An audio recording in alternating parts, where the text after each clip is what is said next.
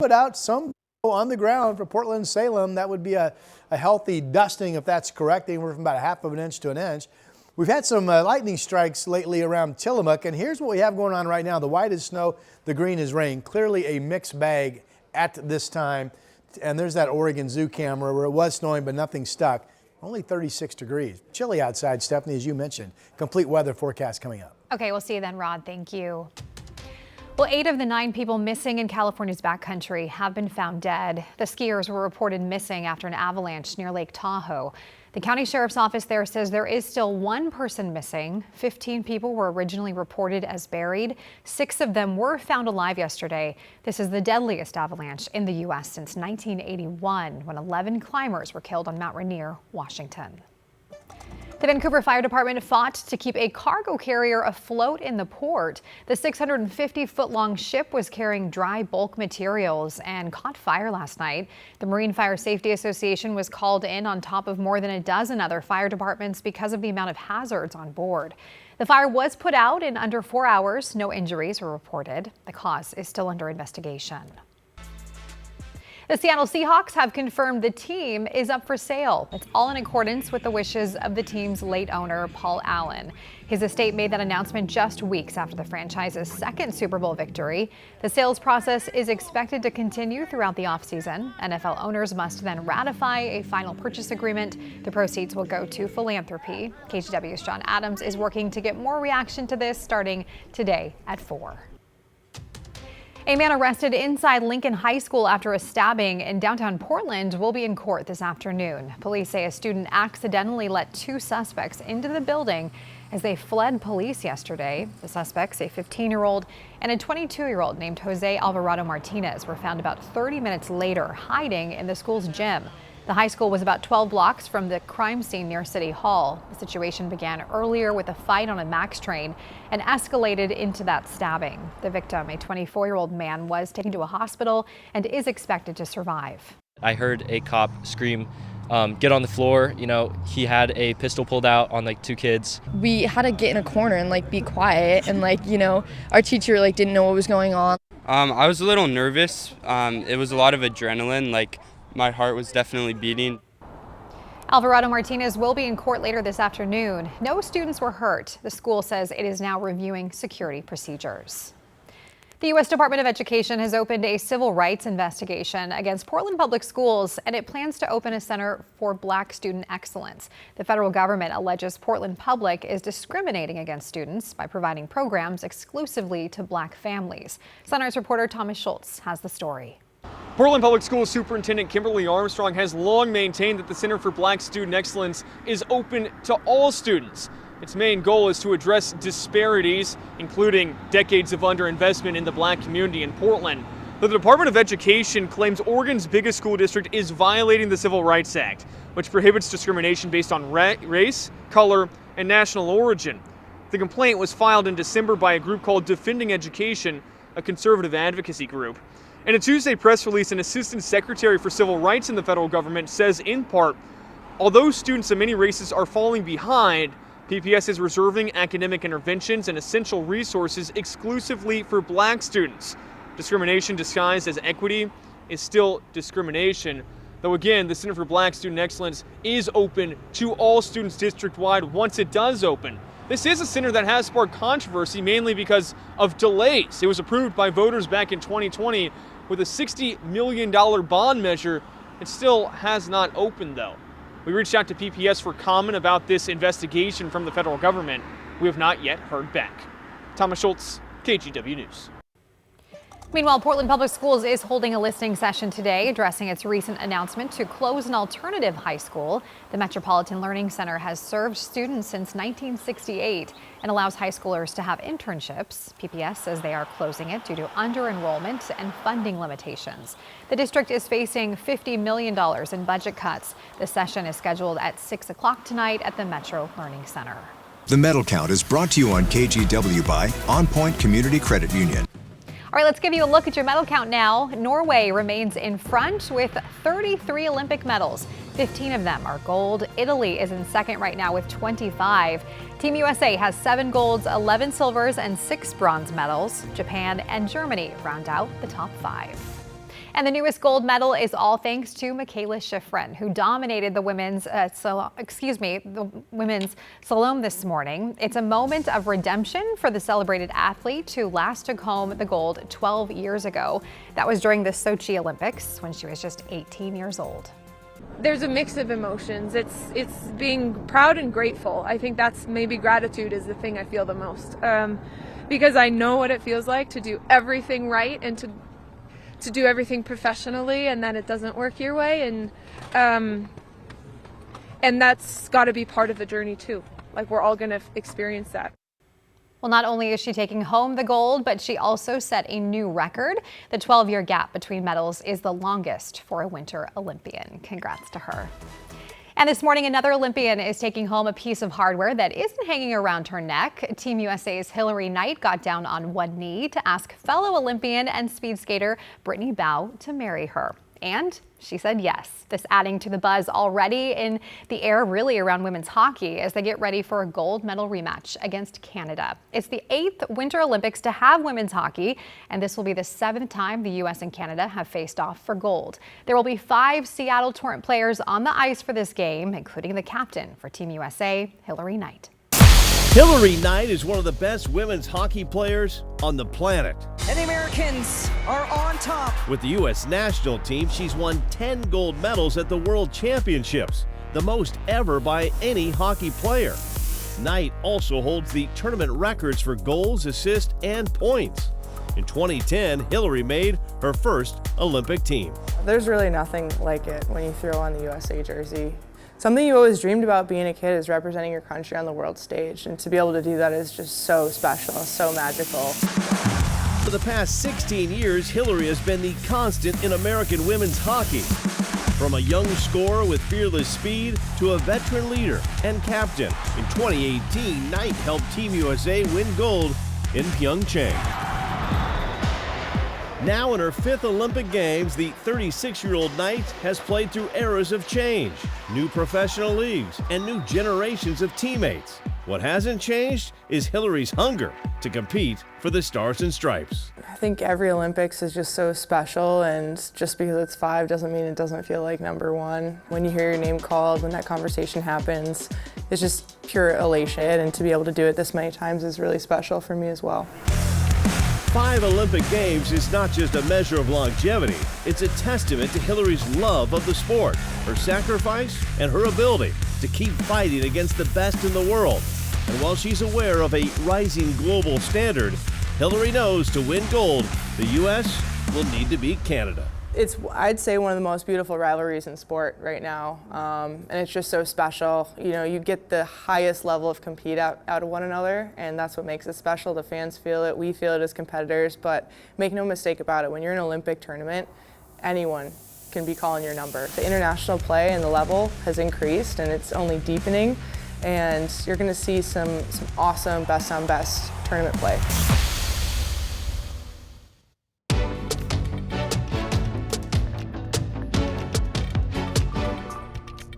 Matthew Herchick, new morning anchor at KGW. I'm a huge sports fan, and I know I might be from the Buckeye State, but I'm excited to explore what the Rose City has to offer. I want to make sure you're prepared for the day, whether it's bringing you breaking news or sharing those inspirational stories that make you smile. We've got you covered. Because when news moves fast, you need a team that moves with you. Make the move to Portland's #1 streaming newscast, Sunrise, weekday mornings from 5 to 9, anywhere you watch.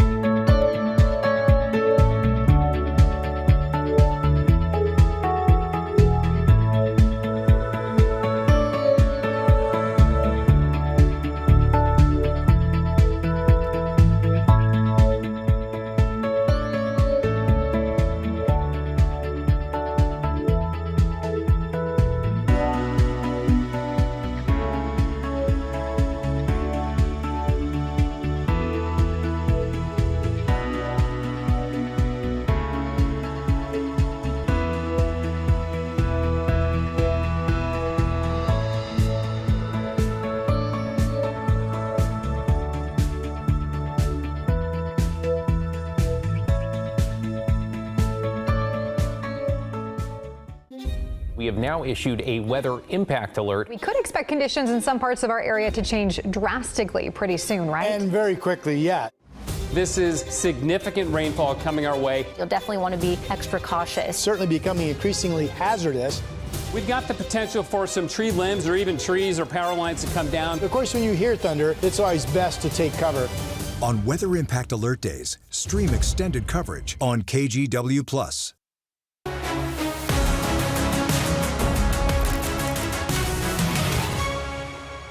Welcome back. As we slide through week 2 of the Winter Olympics, there's a lot going on the ice, more than just hockey and skating. So this morning, Chris McGinnis breaks down the science behind winter sports and how it relates to slick roads here in the Pacific Northwest. You don't need to be a meteorologist to know that ice is slippery. But did you know that each winter sport has its own desired level of slickness? Professor Michael Crosser, I thought frozen was frozen. No, not all ice is created equal. In fact, the slipperiness comes from a thin layer of water on the surface that acts as a lubricant. So the slickness depends on the thickness? Let's explain. For decades, scientists argued over where that slippery layer came from. To make it slippery, you have to have a lubrication layer. Early ideas blamed pressure or friction. That is an effect right around freezing, but that doesn't explain how you can still skate on ice at lower temperatures than that. And you're telling me this is all because of this quasi-liquid layer and the molecular structure of the ice itself? Ice is a crystal. It's got a crystal structure. All that means is that they're ordered in a very particular way. But if you get up to an interface with air, for instance, now these molecules don't have instructions telling them to be anywhere from above. So you have this transition layer where even though this water is cold enough to be ice, it is a quasi-liquid layer. That layer is incredibly thin, but it controls how slippery the ice feels. So the slipperiness of the ice is very dependent on how thick this water layer is, and that depends very strongly on what the temperature of the ice is. That's why winter sports tune their ice differently. Hockey rinks tend to keep their ice about 10 degrees Fahrenheit colder than freezing. Colder ice means more grip. Hockey players need to be able to change direction very easily, and so they need that extra grip. So they want this quasi-liquid layer to be as thin as possible so that they can actually change direction and go. And the same science explains why ice in the Northwest can be especially dangerous. Here in the greater Portland area, we rarely get too much below freezing. And so when we do have ice on the roads, it's got a very thick quasi-layer. It's very, very slippery here. So Chris, your final exam is, would you feel safer driving on a hockey rink or on a city street at 32 degrees Fahrenheit? You pass. Wasn't that an interesting, really well done story by Chris McGinnis? We've really enjoyed watching that this morning. Okay, mountain travel weather, still a problem. There's Government Camp, 27 degrees. Santiam Pass, a little bit more snow covered in 22. And check out the Coast Range, looking worse than what I just showed you up in the Cascades. Your complete forecast, we'll talk about tonight's Portland snow chance coming up. Hi, I'm Christine Padawanich. I'm a journalist at KGW, and I love exploring Portland's amazing food scene. New spot? I'm there. So I don't just report about our community, I belong to it. What happens here affects us all, and that's why we care so deeply about getting it right. And when local journalism is done right, it doesn't sit still, it moves. It moves you to act, to vote, to volunteer, to speak up, or to lend a hand. It moves your mind by challenging assumptions and offering new perspectives. It moves you forward by giving you the information to make decisions and thrive where you live. And yes, it moves your heart through the good stuff that stays with you wherever you are. And at KGW, we're here for all of it. These are the stories that move Portland.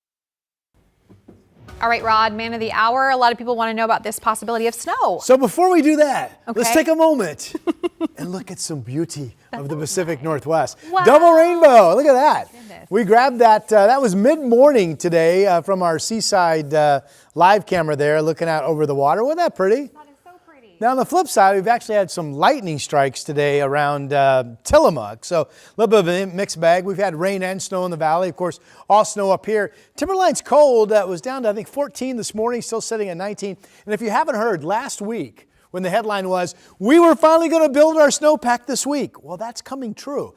Last Friday, the base of Timberline was 38. The base right now, 56 inches. So it's coming up, and there's more snow to come. There is a winter weather advisory from our friends at the National Weather Service continuing through tomorrow for both the Coast Range and the Cascades. I showed you the travel cameras before the commercial break that it's actually worse over some of the Coast Range passes right now than the Cascades. And check this out. 4 to 10 inches of snow yet to come to the Coast Range, nearly double what I think they'll be getting over the next 24 hours up in the Cascades. And the snow level has been lower in the Coast Range too, down to about 500 feet. You typically have to get up just above 1,000 feet to find snow up in the Cascades. Okay, let's talk about the valley snow chances for tonight. No matter what happens or doesn't happen, this is the best chance of snow that we have seen so far this winter. So here's my updated forecast for the Portland Metro. You're driving into Portland on I-5, 84, 405, you know, the city center. Rain, snow showers, mixing, temperatures above freezing. In terms of wet roadways, staying wet, no impact. Feeling pretty confident about that after I've looked at weather models this morning.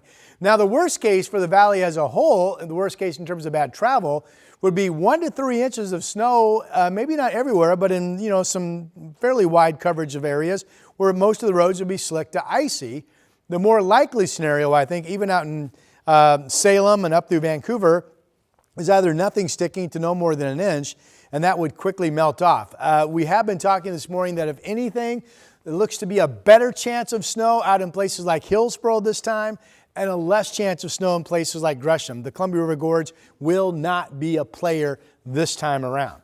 Okay, here's the radar, and this has been an absolutely mixed bag of rain and snow. The white is snow and the green is rain. It's scattered precipitation, nothing in Lake Oswego, but we've certainly had a mix and mostly snow up in the West Hills so far today. We will have a scattered shower threat of a mixed bag of precipitation the remainder of today. I want to jump to this evening. Here's 8 o'clock. The blue is snow, the green is rain. This is 11 o'clock. This still shows mostly just wet up and down I-5. Now remember, this is one model only. You can certainly make the argument that by 11 o'clock, whatever's falling is mostly snow.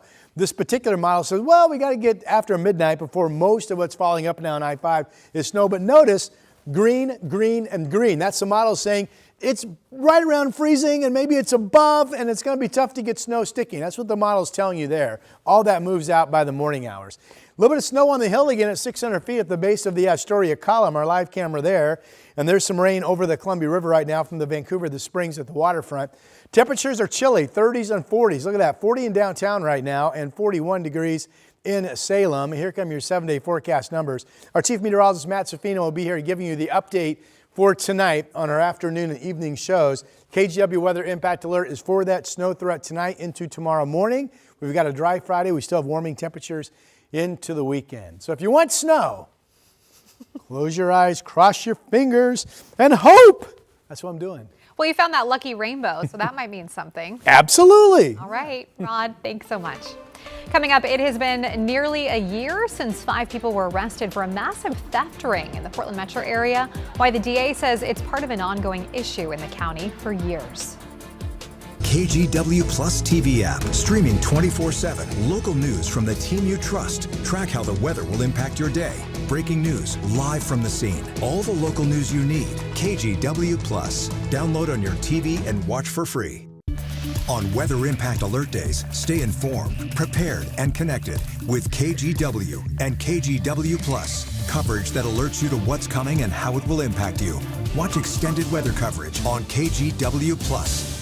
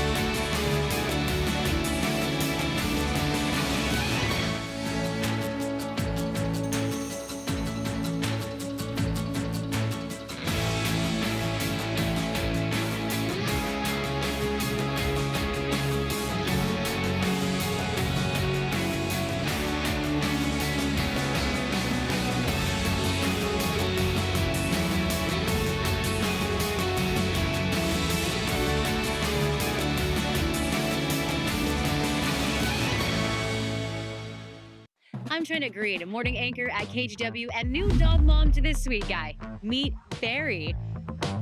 I love getting your mornings off to a great start, whether it's sharing stories of resilience and triumph in our community, or following breaking news from Beaverton to Gresham and everywhere in between. We've got you covered, because when news moves fast, you need a team that moves with you. Make the move to KGW Sunrise, weekday mornings from 5 to 9, anywhere you watch. You may remember this video from almost a year ago of cargo vans stacked floor to ceiling with merchandise that police say was part of a massive retail theft bust. Now, 5 people have been indicted for buying stolen goods from shoplifters and then selling them at a steep profit. Investigative reporter Kyla Boshi, who broke the story last March, has an update. We were there when investigators first raided Card Rhino in March. Inside the Northeast Portland storefront, police recovered tens of thousands of dollars in stolen merchandise, including electronics, appliances, and collectibles, all new and still in the box. They also recovered boxes marked for shipment. Now, almost a year later, prosecutors say they indicted 5 people connected to the massive fencing operation. When we talk about dealing with organized retail theft, this was a major blow to a criminal operation. Here's how it worked. According to prosecutors, shoplifters looking for cash would steal merchandise from big box retailers, then bring it to Card Rhino. They got paid a fraction of what the item is really worth. So, for example, a $250 blender, they might give you $60 or $50 for it, brand new in the box. Then the store would turn around and sell the stolen goods online. Prosecutors say thieves also traded stolen items for gift cards, then sold the cards to Card Rhino. The operation had several accounts on eBay, and there appear to be thousands of transactions going back several years. The case highlights an ongoing issue that we've been reporting on for years: retail theft in Portland, an issue that prosecutors say affects every corner of the community. One is it does hurt the everyday consumer because it causes prices to go up. But 2, it hurts the businesses to the point where we lose businesses, where they no longer want to come into our area or stay in our area.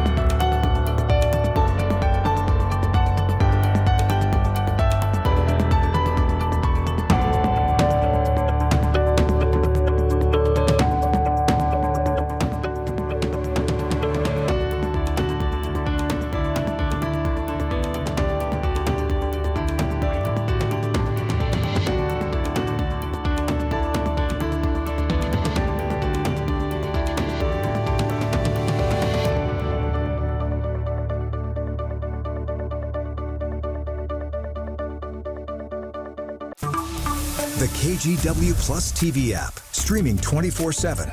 Local news from the team you trust on your time.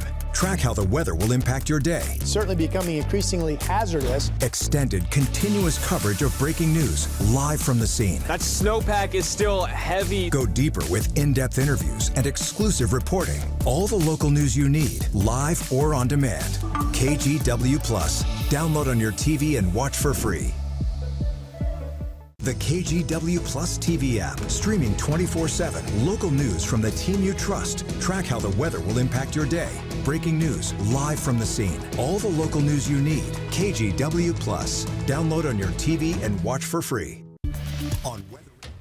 Well, in case you missed it, Snoop wasn't the only dog at the Winter Games. Check out what happened during a women's cross-country skiing qualifying event Wednesday. Right at the end, a dog came out of nowhere and joined the competitors as they crossed the finish line. According to NPR, this is a wolf dog named Nazgul. He belongs to one of the event officials and is well known in the area. Nazgul didn't interfere with anything, thankfully, and his participation did not impact the event's results. He saw it from the sideline and thought, this looks too fun, I gotta jump in. And it looks very confident. He does, like he belongs there. He thinks he does. Hey, I forgot to make one point. It's a little adjustment, but it's a significant point. You look at the 7-day forecast. I had this tomorrow morning's low. Remember we talked about maybe it's going to be too warm for much snow overnight, and feeling pretty confident that downtown Portland will not see any sticking snow. And I raised the temperature in Portland. It was 34. I bumped it to 35. It's 1 degree. But the point is, growing confidence, we're probably going to be mid-30s, maybe even 37, maybe even 38 in the morning. That's Portland City Center. A lot of the valley, though, at a reasonable risk to wake up to some snow on the ground with icy conditions that would accompany that. Just depends on where you'll be. Yeah. Okay, Rob, thank you. And thanks for joining us. We'll see you back here today at 4 o'clock.